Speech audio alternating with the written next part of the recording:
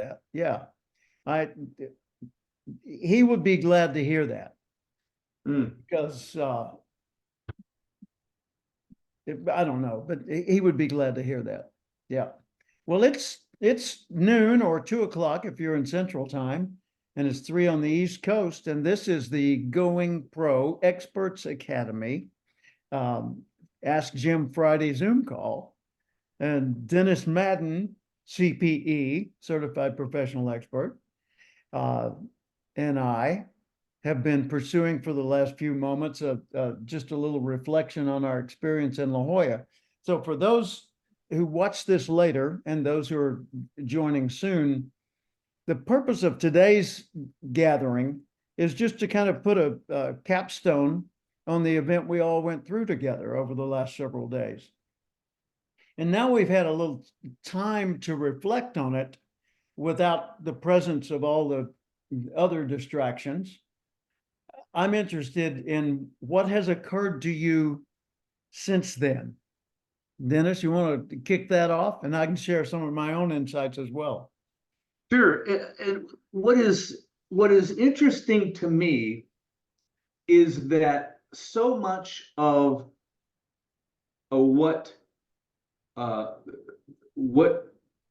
provides results for me, I knew. Yeah.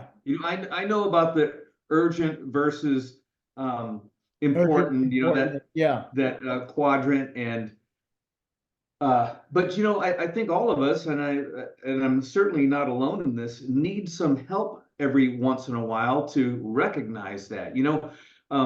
I started thinking yesterday and making some notes, and there's Christina coming in. Yep. Of the things that I do, and this came back to something that was discussed where only 3 things that you do during the day move you toward your important goals and projects.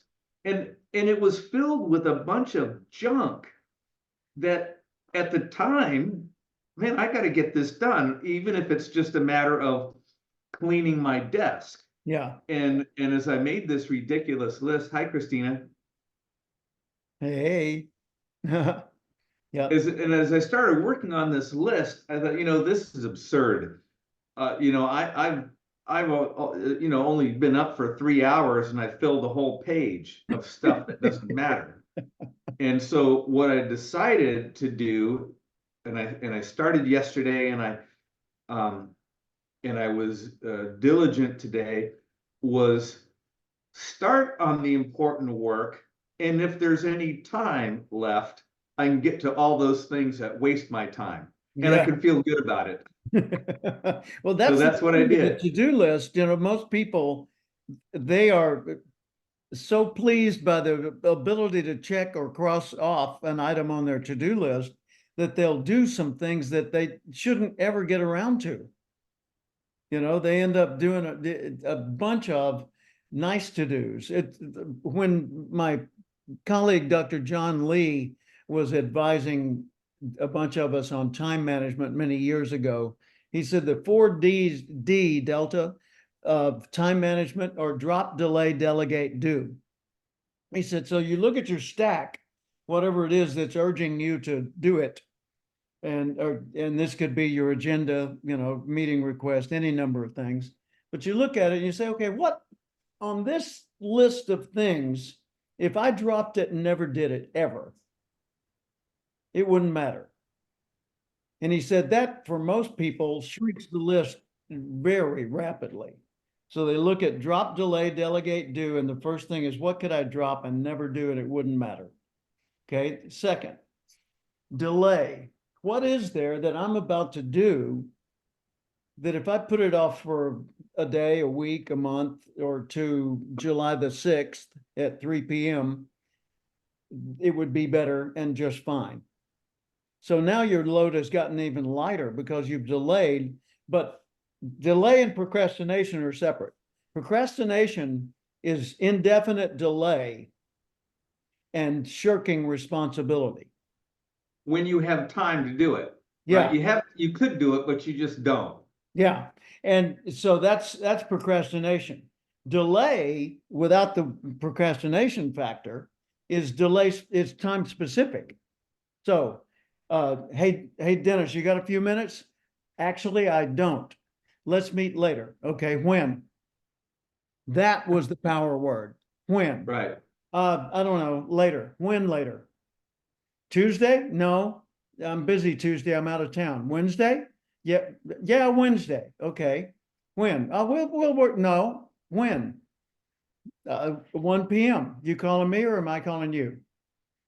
Done. Now you can both Mhm. let go of it. And it's going to actually happen because you Mhm. relate it to a specific day, a specific time, and a specific responsibility as to who's proactive. Right. And so it'll happen. Whereas the other way, it may never have happened and it would have been a pain in the butt, the other person calling, hey, how about today? Nah, some things came up. And so you don't make space for it. Same thing, and this is especially true, Tony Alessandra and I found years ago when we were partners. If you have a uh, tension-filled conversation, a difficult, kind of difficult conversation to have, something you got to talk about that you'd rather not ever have to talk about, a problem, interpersonal problem or conflict to solve, you say, hey, we need to talk. Yeah, about what? About, what you did the other day with that financial decision. Oh, yeah. Well, I don't have time right now. Okay. When? I don't know, later. When? Nail it down. Day, time, who's proactive. And then when you get together, say, I have a concern. Here's my concern. And then you follow it on through that process. But that's drop and delay. So you drop, you just shrunk your workload.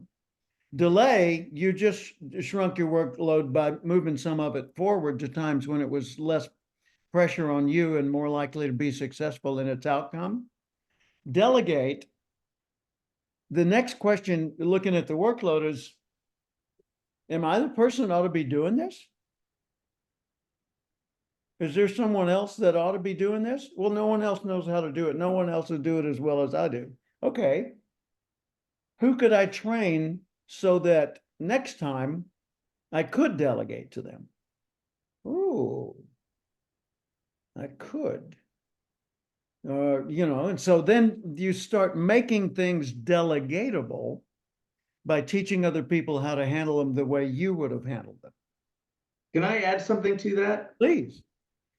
When I was at ATRA, and I was looking toward the time that I would retire, so this was maybe 5 or 6 years prior to that time.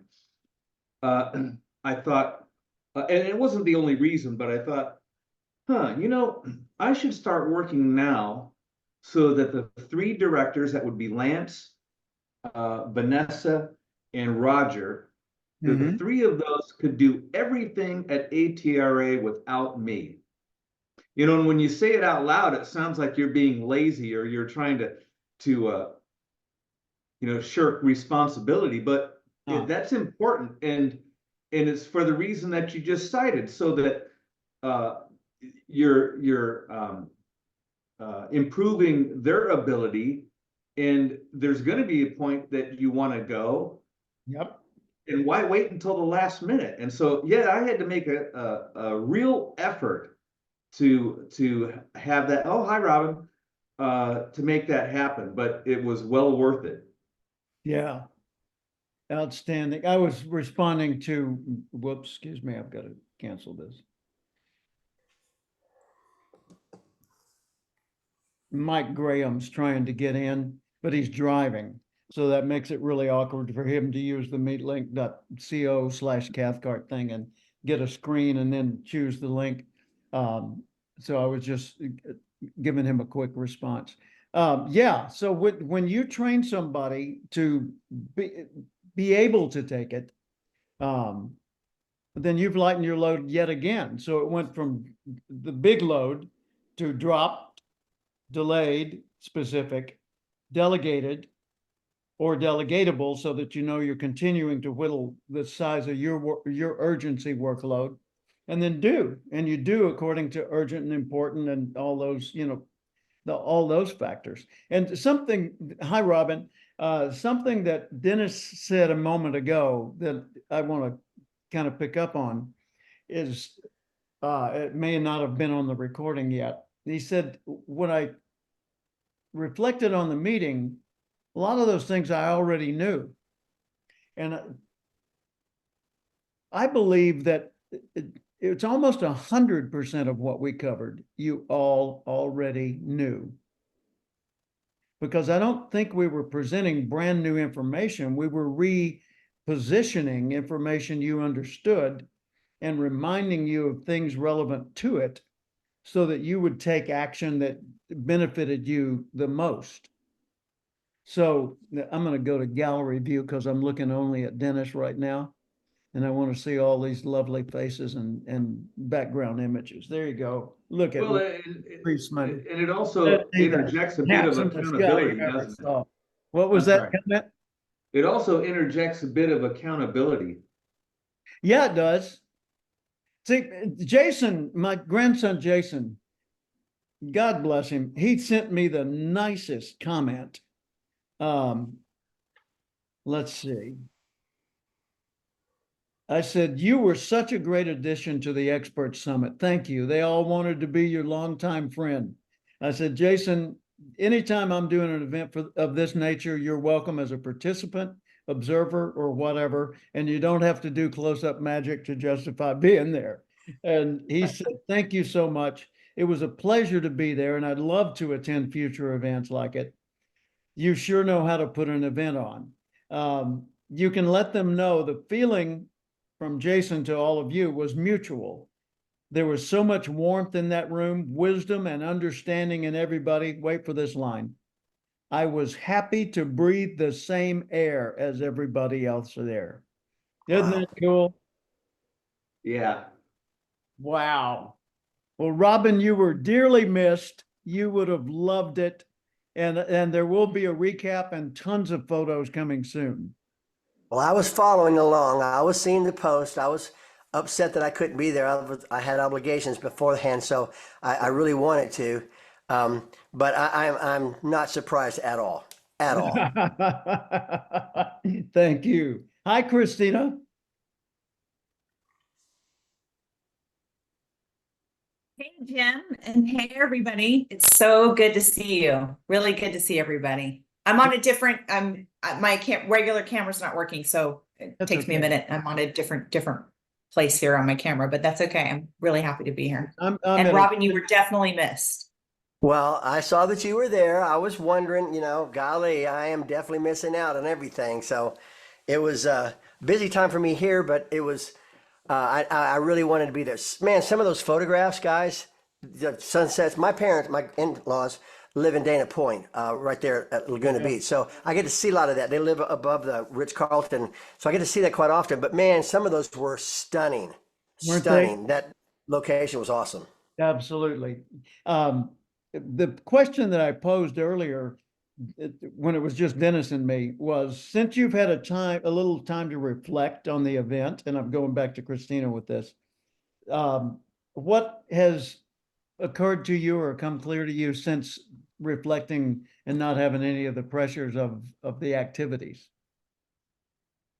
So what has come clear to me that I'm really excited about is I think that my purpose in the way that I was looking at it prior to the retreat was too small.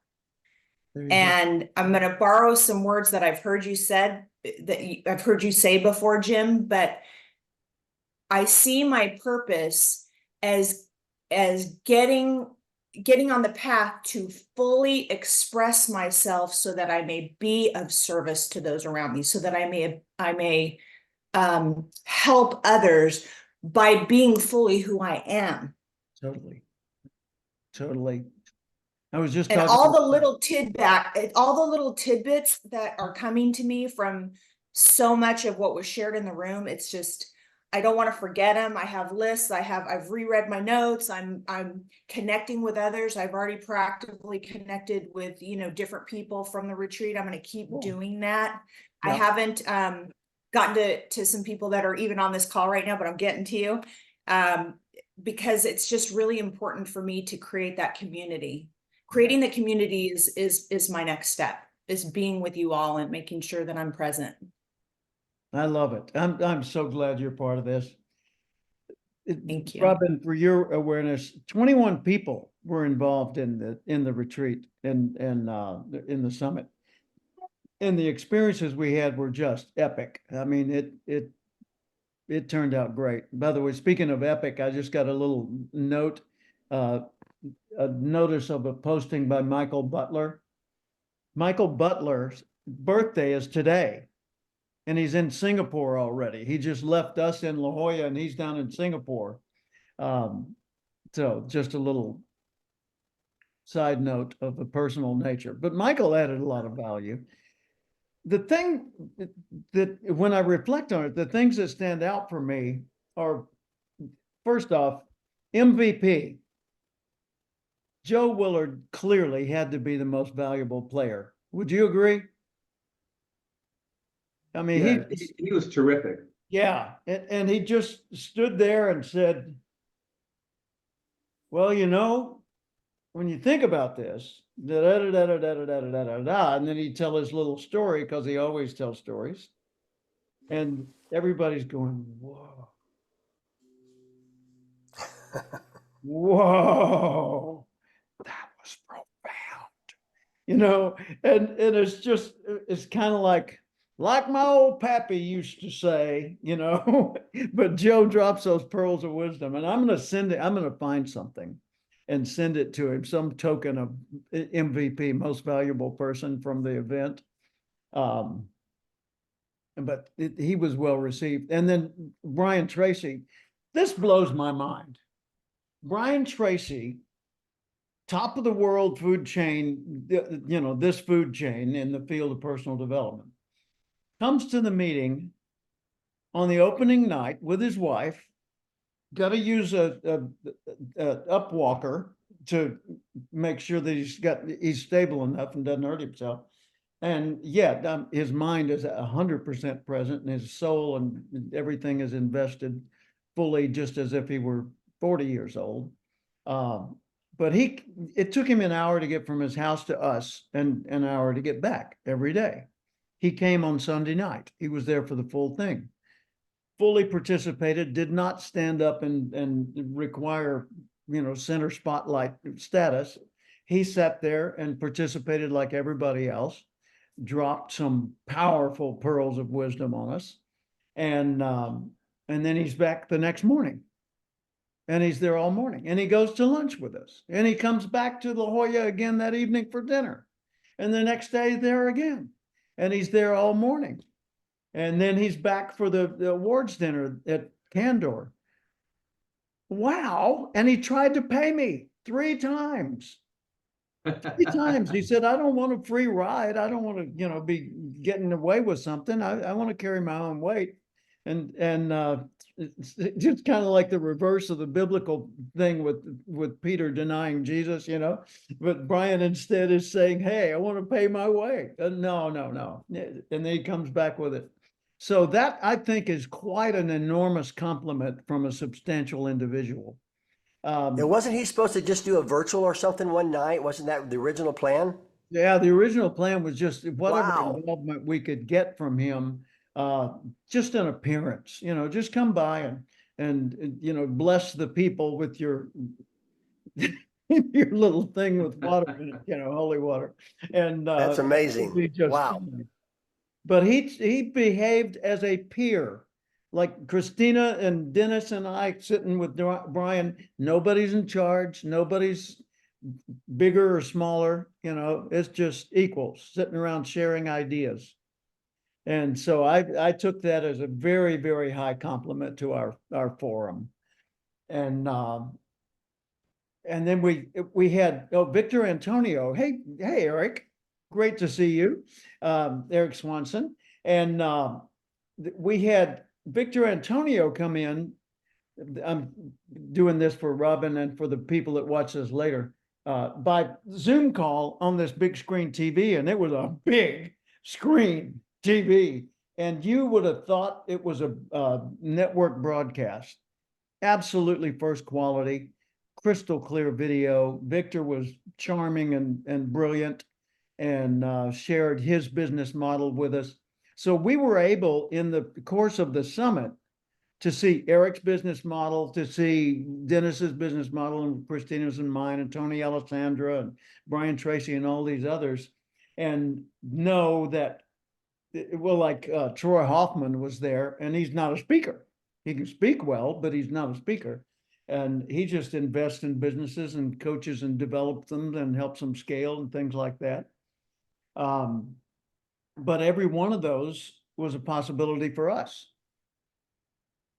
And so we're able to shop business models as to what's appropriate for our stage in our career. And some of those business models you stay with indefinitely, and some you shed over time. Like I started out just as a trainer teaching somebody else's courses.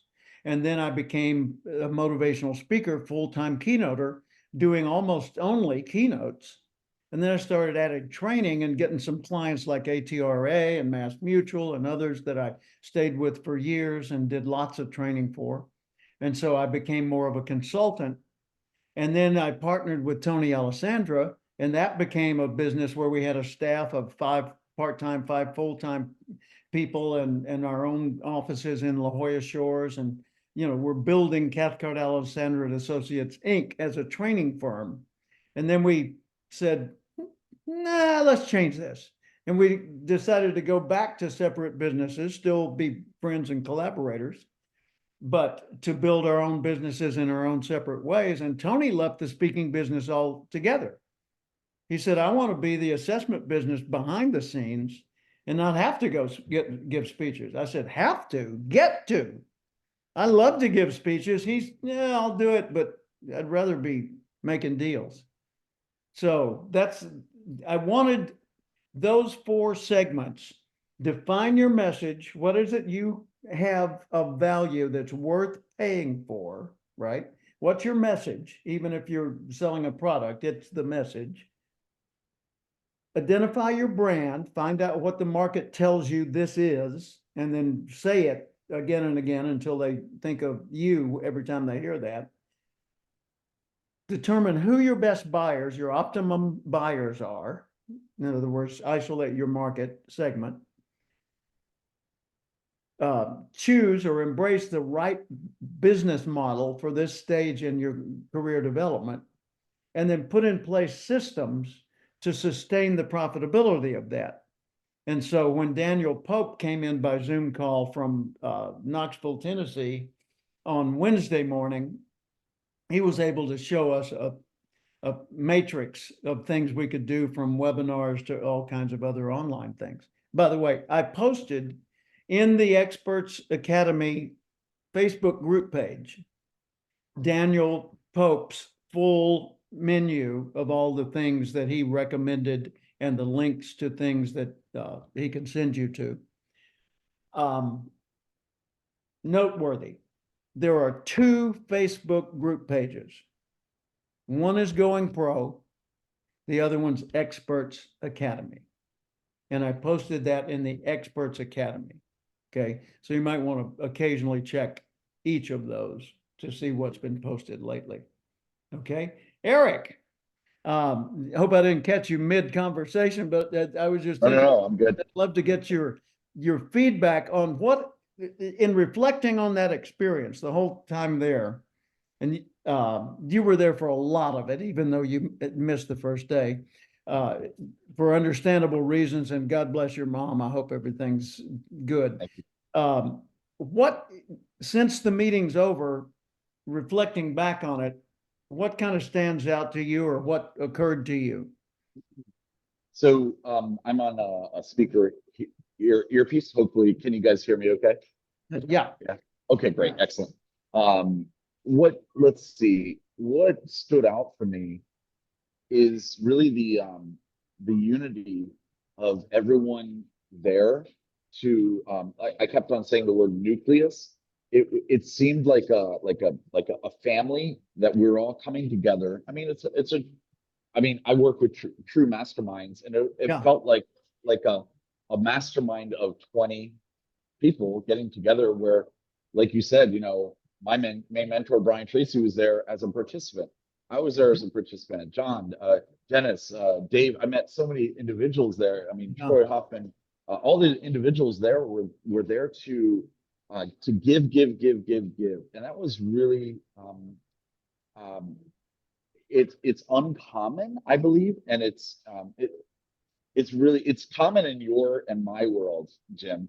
And I'm sure everyone here, it's common, but it's uncommon in the real world. The real Yeah. world, when we, you know, Jim, you and I go to so many different events together and so forth. And when we see events and so forth, I just realized there's like music above me. Hopefully you're not hearing all that. Okay. But when we go to events, a lot of them are there to what? Sell. Mhm. And this was all give. And it's a giver's game, right? A giver's game. Thank you. So it was just amazing. Thank you for including Oh, us. you And bet. I'm You bet. You honored made to it be, better by being there. Thank you. Well, hey, Mike Graham, welcome. Sorry for the difficulty in you getting in, but good to have you here. Thanks. I'm glad I finally made it. I've been trying for 25 minutes, but I finally got home. So Oh, gosh. Well, we are capturing the recording. And what we're doing is just reflecting on since the meeting, and we've had a chance to kind of relive some of those moments in our mind. You know, what has occurred to you. And by the way, before you make your comments, last night I was driving by your place. Huh. We had dinner the Wednesday night at the Sherwood Country Club. And then last night at friend's house in Westlake Village, and yesterday afternoon, lunch at the Stone House. Now, these are all like within spitting distance of where Mike lives. Yep. Yeah. That's cool. That's awesome. Very cool. We're in Oxnard, or Santa Barbara right now, and same with my son in Oxnard. So what reflections, just things that have occurred to you since it was over? Actually, since it adjourned, because it's not over. Yeah. I just ran to the house. I'm still collecting my thoughts. I've been at the Sure. LAX this morning. I've been in Malibu. I've been everywhere. Oh, no worries. Well, don't feel the It's pressure. 5:15. You can pop back in when the thought occurs to you. Hey, Okay. John Tovats Jr., can you pop on the screen? There he is. Look at that smiling face. Hey, I just want to say on behalf of everybody, you were so valuable to the meeting experience. You kept the joy present in your happy presence. You solved the problems as they occurred and before they occurred in many cases. You were there to do things like to assist Brian and make it easier for him to get seated and be a participant instead of having to deal with all that. I knew I had you at my right hand, so if I needed anything, I actually had someone to turn to. Thank you for that. And I just want to say, you know, bravo. Appreciate it, my friend. It was my absolute pleasure, and the standards were raised by the people who were there. And so we surround ourselves with greatness, and that's how we act. And so thank you for the amazing opportunity. And hopefully bet. everyone has been able to grab a few amazing photos over the last week. And I'm still texting out everybody's photos, but I appreciate the opportunity, Jim, and thank you for inspiring me in that future. Yes, there they are. That USB has all the still photos. Don't have the videos on there, but we've got the still photos. And you have videos too that you're going to post somehow or whatever. Good. I'll be sorting through all these. There's like 1,000 images in here, right? Wow. More than 1,000 images of the Yeah, event. there's quite a few. Yeah, so it won't be hard to capture the essence of the experience. John, since you were thinking about all that after the meeting was over, what occurred to you? Yeah, I was just reflecting on some huge takeaways, and obviously I have a bunch of sound bites, a book full of notes, which Yeah, thank you for supplying that great notebook. One of the things that really stood out to me and my major takeaway is level up, and also it's time to be different. Actually, complimenting what Eric just said, it's been on my mind for a while. And uncommon leaders do uncommon things, and I love that he said that, because uncommonness is really what makes great leaders stand out. And I'm reflecting on the photos and videos that not only I took, but the photos and videos that other people took, and they've showed me since we've departed. from the experience as to how physically amazing that room was, and the observance of that room from an outsider's perspective really was. And so that I see from perspective of being present and from somebody else's viewpoint, I recognize just how important it is. And then complimenting what Christina said earlier, how important community is and these relationships. And it's a commitment of mine, as well as I know as everyone else's, to maintain those relationships and to stick to that uncommon standard that we've created for ourselves to be the next generation of leaders. Takes me back to Dennis's comment early in the meeting in La Jolla. He said, exceptional people don't think they're exceptional. Don't realize they're exceptional. Is that how you said it, Dennis? Yeah. And that really is the case. You know, Charlie Plum, who was a POW in Vietnam for 7 years, he's a Navy captain. He is one of the most remarkable people I've ever known in my life. And he lives where Mike lives on Westlake, in Westlake Village on the lake. And I've known him for 30 years or so. We've been good friends, and I've worked for him and advised him, and vice versa. Charlie wrote a book about his experience surviving all that torture and coming out of there a more at peace soul than he'd ever been in his life, when you'd expect he'd come out of there bitter and broken and everything else. No, he came out stronger after all that. And he wrote a book called I'm No Hero. Wow. Wow. Yes, you are. No, I'm not a hero. Excuse me. There've been like 5 US presidents that have acknowledged you in the Oval Office. You're a hero. No, I'm not a hero. You know, exceptional people don't realize they're exceptional. That's great stuff. Great stuff. Tell me about the highlights. Let's say that this group wasn't there. And Robin, you get a free ride on this question. All right. The group wasn't there. You're just kind of given a highlight reel from your own point of view. So what was that like? Mike, you've had enough time to think a little bit. Just tell us, what was that like going to La Jolla? I understand it was at a special house, and then you had dinners off site and things like that. Was it a seminar? Who were the speakers? Can I get a copy of the notes? I was muted there. I was trying to talk. It's okay. I realized you couldn't hear me. I was really impressed with the quality of there. Hang on a sec. You know, it was amazing to see with the and to quality of hear what? the people Yeah. that were in attendance. That was a highlight for me. I hear of 100 years ago, 200 years ago, people that we admire and value their literary work, their thinking, and how they knew each other at the time. And I'm even recently learning of groups of people that were all contemporaries and knew each other, but I didn't realize. I just thought they were all individually successful, and yet they formed they had an inner circle and a dialogue that contributed to who they were. And individually they produced, you know, amazing thought content, but behind the scenes they were friends and they were contemporaries, and they inspired one another. And so I felt like I was a part of a group like that, where I think you were. Yeah, a group of I was very proud to be a part of the group of people that I was with, and listening to the thoughts and the conversations and the teaching, and realizing that it was a very special time, a very special symposium, a group of people, you know, collected to share thoughts. And that was just really, really special to me, to be there and to think I'm a part of this, and be excited to see where individually people's writing and speaking and inspiration goes, but also to realize there's a connection that we all have to each other, and a growth that we all shared, you know, this weekend in such a very, very beautiful place.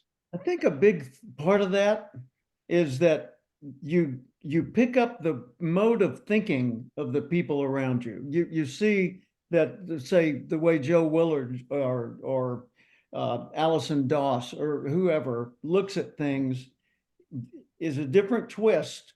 And that gives a whole bunch of meaning that you never really considered previously.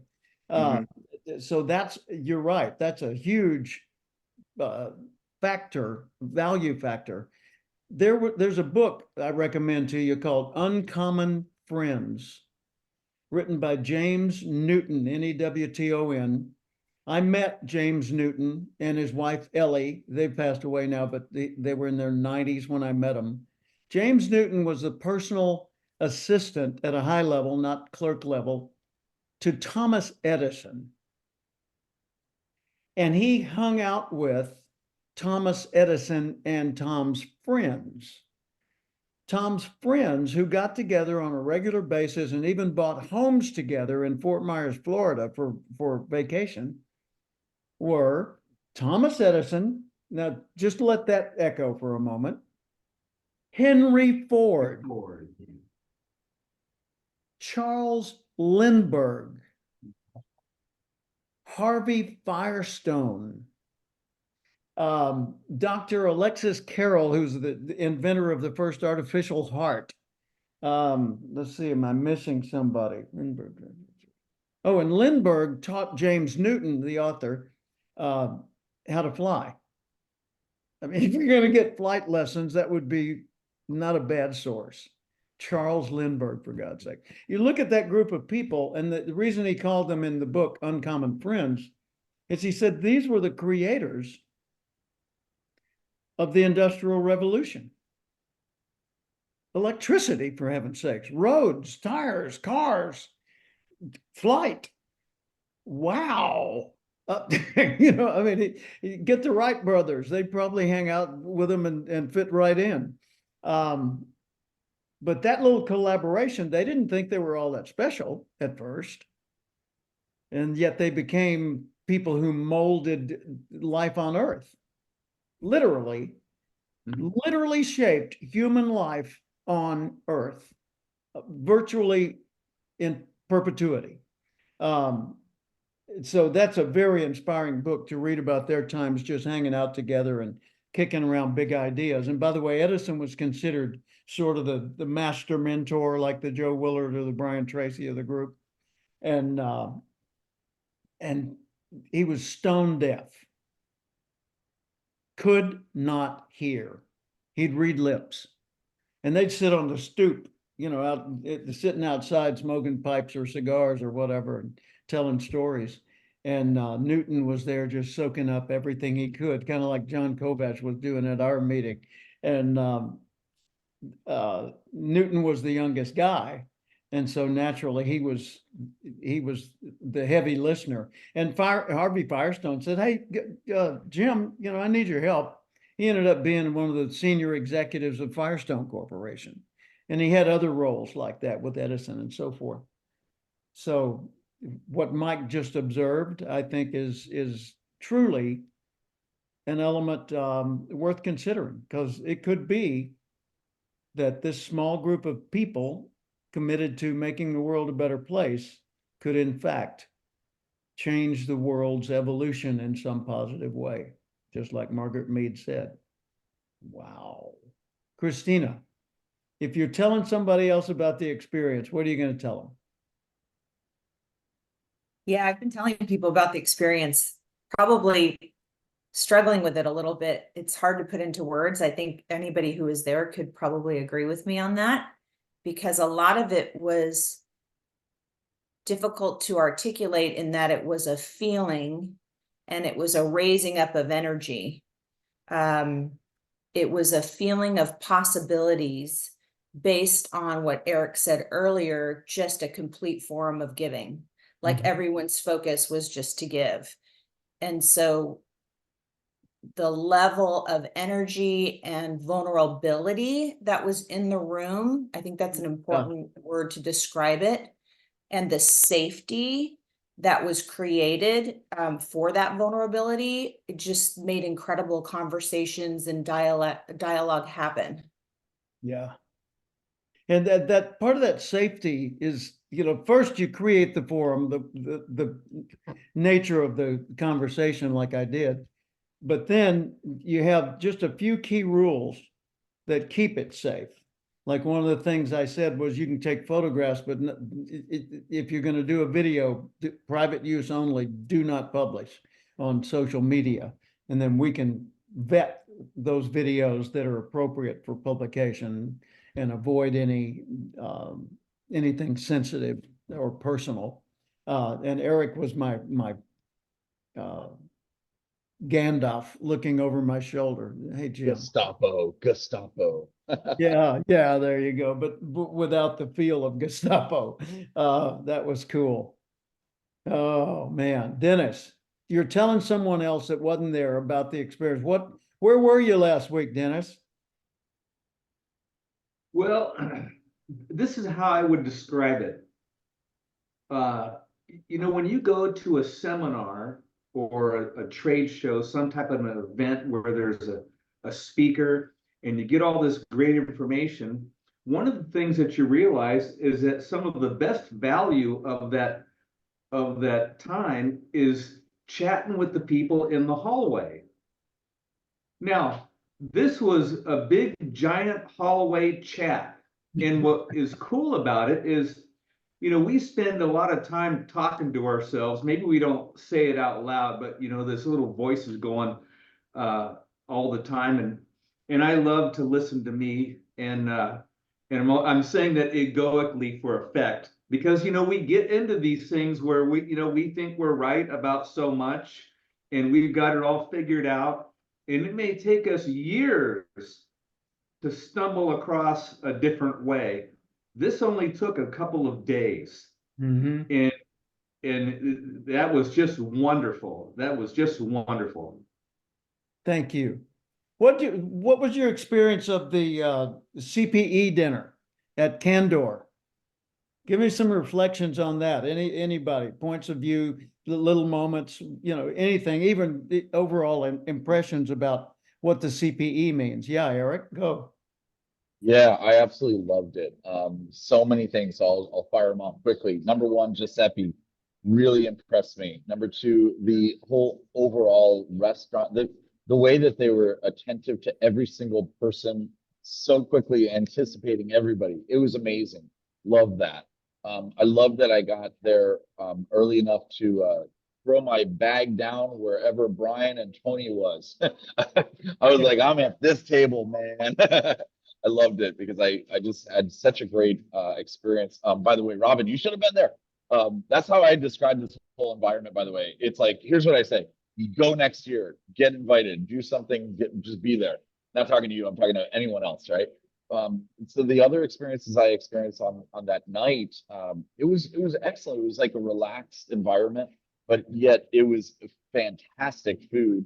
You said you were buying us dinner, so I took 9 bushels of lobster to go back to my hotel. I'm kidding. Good. I'm sorry it's spoiled. Yeah, no, it was great. It was just amazing. It was amazing to really connect with everyone there, and then you gave you gave everyone an opportunity to share, and you actually said, I think it was towards the end, this is just an open forum, and I think you called it smarts and darts. Maybe it came from that from years ago, and you kind of emulated that here, and that was excellent. And then the last thing I'll say is the CPE award. I mean, what can you say? Only 22 people have this in the world, and I'm number 13. It's my lucky number, and I love you guys, and you guys rock. And thank you for the award. And back to you. And I want to thank my mom and my dad and my coffee makers and back to you, Jim. And want to thank the Academy. Yes. I want to be sure and thank the Academy. Yeah. Yes, the Academy. Yes. The Cathcart Academy. Dennis, scoot over a little bit so that we can see behind you on your wall. Show us what we're looking for. Right there. You're muted. Yeah. I had to make sure that I had it hanging before our meeting, so I went down to Lowe's to put it among my other cherished items. And so it feels right at home there. Outstanding. There was a big tension moment at the event the medallions were produced by a company in Phoenix, and I was speaking in Phoenix before I got to La Jolla. And so they said, well, we'll just send them to your hotel. And I said, well, perfect. Yeah. And so they had the medallions with the people's names on the back, and they did send them to the hotel, but they never notified me that they had. So I'm at the hotel for 2.5 days. Nope, nope, nope. You know, and so finally because I had duties there, I didn't think to reach out until after I'd gotten on the plane to La Jolla. And I got on the plane, I went, oh my God. And so as soon as I landed in San Diego, I said, I'm in San Diego now, I'm not in Phoenix, where are my medallions? And they said, oh, well, you didn't go ask for them? Like it's on me, right? They didn't notify me that they had sent them to the hotel. The hotel knew, and they knew. Jim didn't know. So I'm waiting for someone to say, hey, they're there. And we finally had them FedExed to the house where we were meeting in La Jolla. And I don't, was it you, John, that brought them to me, or Eric? Somebody brought them to me. And I can't take credit. It was Kevin Davis who finally oh, found that's them. right. It was Kevin Davis. Yeah. And I He just, was the savior. oh, this huge weight was lifted from me. And so I was able to present them there at Giuseppe's. I want to point out something that I'm sure you've noticed on a subtle level, but I think it's important to highlight it. I've been talking all along about one central message: become the kind of person who would have the outcomes you're dreaming about. And the outcomes you're dreaming about will be part of the process. They'll be your natural byproduct. Joe Willard hired me to do a training program for his agency in 1976. In 77, he said, leave the JC's headquarters and move in with me. And I said, I don't want an insurance career. He said, I know, you got to be somewhere. So for 6 years, I had Mass Mutual as a client, Joe as a mentor, and I was his advisor and confidant and a trainer for his people. That was 1976. I moved to California at the end of 82, and many years passed before I was able to do anything with Joe Willard again. At the end of my 10th business year as a speaker and trainer, I decided to take time to thank the people that made it so. And so I called Joe and I called my secretary, Marcia Field from Tulsa, and I said, I'm sending you tickets for you and your spouse to come to La Jolla and spend a few days with me. And we're going to celebrate the fact that you helped me succeed and it worked. And that was one of the most glorious life experiences I ever had. I even produced a photo album of it, a big, like family photo album thing for each person, and sent it to them back in Tulsa. Giuseppe, I went to his restaurant. He worked there for a while, and then he bought the place, and then he sold it to one of his workers, and then he bought it back and made it what it is today. But when I was writing the Acorn Principle back in the late 1990s, I was writing it there in that restaurant every morning at a long breakfast over cornmeal pancakes and vanilla coffee.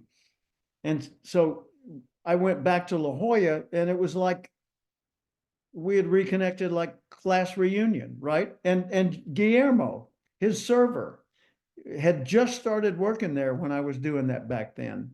And he came running up and gave me a bear hug when we got there. Awesome. Tony Alessandro and I met in 1979 at a conference in San Diego, became great friends, became business partners. 1985, we went back to separate businesses. To this day, we're still best friends and have been executor of each other's wills and co-authored books and things like that. Tony hired Jimmy. Oh, Jim Cathcart Jr.'s first boss ever in the whole world, when he was like this tall, was Joe Willard. Jimmy wanted some money, and I didn't want to do just a gimme allowance because it didn't teach him anything. So I said, I'll get you a job. Joe Willard has a conference room with a wall made of chalkboard material that's brown colored, but it's usable. The whole wall's usable as a chalkboard, and people use it, but they don't clean it up very well. Why don't you come meet with Joe Willard, tell him that you will clean that room for him for like, $1.50. Because this was a long time ago, the 1980 or something. You'll come a couple of times a week and you'll clean that room for him, and you'll make $4, $5, $6 a month or a week. And he said, okay. So he comes and he goes in, little bitty him and big tall Joe, 6'4". And Joe welcomes him into his office, sits him down in the guest chair, and it's like a business interview. And Jimmy said, well, Mr. Willard, I do the and the chalk and there's a messy room and I can clean it up. And Joe said, well, I'll tell you what, I think I'll do that. And I think I could pay you $1.50 an hour for doing that. And Jimmy said, well, I was thinking $3. Little kid, he's thinking $3. He gave himself a raise. I was paying it, by the way. Joe wasn't. I told Joe, if you'll do this, I'll pay the salary. And he said, okay. And though Jimmy gave himself a raise in his first job interview ever. And look at how these relationships have endured. And I'm not saying that to say, isn't Jim the coolest thing? I'm saying what Jim learned and practices works. I mean, really, really, really works. So the endurance of all this, and Brian Tracy came from Canada and said, hey, could I meet with you guys in La Jolla and you tell me what it's like to do business in California? And he did, we did, and he came down and moved into Solana Beach area near Rancho Santa Fe and has been there ever since, became a citizen of the United States and even ran for governor of California. So he was there. If ever you're looking for an example of how to do what I have done, learn from my bad behavior as well as my good, but go thou and do likewise. So that's what I'm trying to impart with all this. Comments, feedback, new subjects, anything. Thank you, Robin. Open mic right now. What do you need next, or how can we help you? Either one. Let me just say how jealous I am of hearing all this stuff. You guys suck. Because I couldn't be there, I already had an obligation, and you're really rubbing it in. So I just want to get that on the record, and I'll be there next time. Okay. Jim is right. I've been friends with him forever, and I've seen him model this, and I cannot believe I wasn't there. So you guys are screwed. Thank you. And we're fully aware you got a lot of other heavy responsibilities. Robin has been, for those that don't know, has been part of the Going Pro for quite a while now, like Christina has. And Robin and Dennis and Christina have all been to Austin for the Going Pro Mastermind, which is a smaller version of the summit we just all experienced in California. That's awesome. I tell you what, it's easy for me to sleep now because I just reflect on the experiences we've all had together recently, and it just makes me smile all the way down into my soul. So I appreciate what you each brought to the table and the way you interacted. Christina, you got a chance to interact with a lot of the other participants that weren't as vocal in the meeting. Any observations from that? I'm thinking about Allison Doss and Lynn Guo and some of the others that were over on your side of the room that you were chatting with. Yeah, I think some of the things that were brought up were things that others were thinking, like when they did speak, the little nuggets that were brought into the room around, not sure if I belong here. John, you even mentioned this too, right? It's like the idea of, oh my gosh, like, who are these people and what am I doing here kind of thing. I think a lot of us can, just like the old imposter syndrome that we all run across, at some point and multiple times, right, in our lives. And I still do. I think it was that kind of reflection that they brought to the table. Like Lynn was so open and vulnerable about, I'm not sure what I'm doing. I just know Right. that this is where I need to be and this is who I need to be with. And just, I think that kind of candidness was really refreshing. When you were starting to ask us, Jim, right now about what we need, I think a question that is rarely asked is, what do you need? Me? Me, Yeah, Jim? you, Jim. Well, thank you. Nice question. I don't know. Let me reflect on that because I feel like my cup's being filled right this moment. This is wonderful. This is my idea of a really good time. Coming out of La Jolla, I want to do more and more and more and more and more of that. I want to have one of those as often as it's practical and sensible to do it.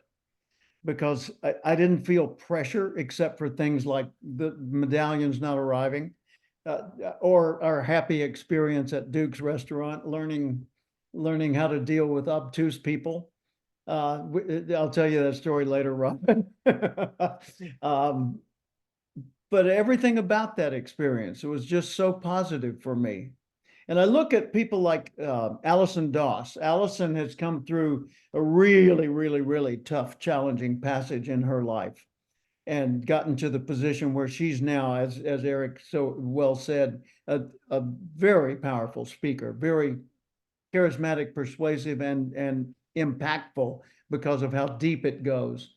Allison said on the opening night, I'm not sure I belong. You know, all you people are big and successful, and here I am with all these scars from the passage I've had to battle my way through, and I don't know if I belong here. And then Joe Willard gets up and says, when I was 5 years old, I burned down my family's home and we lost everything we had, and I got put in an orphanage for 5 years. And I grew up in the orphanage. And then he talked about his dyslexia and the fact that he's illiterate, and yet he's a multimillionaire self-made executive, and that he sits at the edge of the board table where people can't notice how he takes notes because his notes are so awkward and not accurate. And yet he's probably the most brilliant guy in the room out of that collection of all of us. And he also showed us the little note. You know, he pulled it out of his pocket and he said, every day I write this anew. Every day.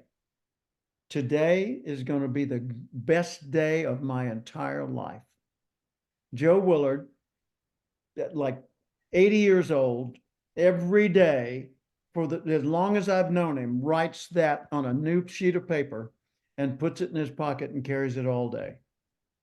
Today's going to be the best day of my entire life.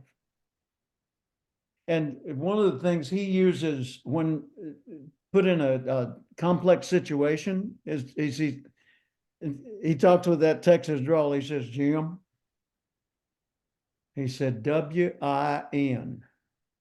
What? What's important now? Isn't that cool? What's important now? Okay. You know, and the answers appear. I love that. Well, we're coming up on landing strip now, so it's getting close to quitting time. Any needs unmet? Any questions you want to ask? Anything you want to give me to think about going forward, looking toward our next get together? I'd love for you to think more about that question Thank you. for our I next appreciate call, that. Thank you. which I I'm won't be looking on, by the forward way, you to- guys. I'm sorry, I'm gonna miss it. I'm working that day, so I can't be with you next week. But we want to support you, Jim, like you support us. Thank you. I appreciate that. Hey, I second, there's a man second walking that. by. Would you mind stopping into my meeting? What's up, people? Hey, hey. Next one in Santa Barbara. Ooh, okay. Says the man from the Four Seasons Santa Barbara. Next one in Santa Barbara. And Joe Willard said, next one on my ranch in Oklahoma. And Kevin Davis said, next one at our place in Kentucky, which his place is humongous. and beautiful. So I like the idea of next ones rotating all around. I think we can make some magical experiences and create a legacy that other people want to follow, right? So God bless you all. Thank you so much for everything you gave to make this experience what it is. And Robin, thank you so much for being here today, because I felt like the family was incomplete without you in the room. And so you're in the room right now. Good on you. Thank you, Eric. Thank you, John. Thank you, Michael, Dennis and Christina, and all of you folks that are watching this later. We still love you, even though we're not looking at you right now. And I'm here for you, so please reach out. See you soon. Right? Thank Happy you. Mother's Day. Happy Mother's Day. Okay. Bye-bye. Bye.